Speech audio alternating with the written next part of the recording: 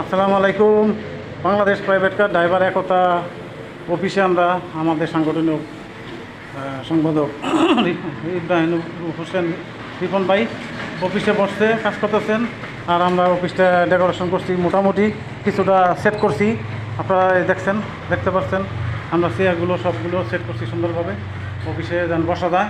আপনারা সকলেই বিকেলবেলা বাদ আসরের পরে অবশ্যই আপনারা অফিসে আসবেন, আপনাদেরকে আহ্বান জানাইছি। আমাদের সাংগঠনিক সব কিছু বলবেন।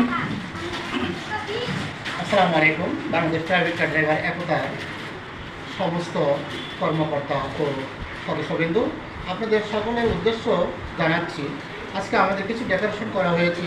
আমাদের কিছু সদস্য ভাই ব্রাদার যারা রয়েছে তাদেরকে নিয়ে আমরা কিছু ডেকোরেশন করলাম, ফ্যান লাগালাম, লাইট লাগাইছি, চেয়ার টেবিলগুলো মোটামুটি গোছাইছি।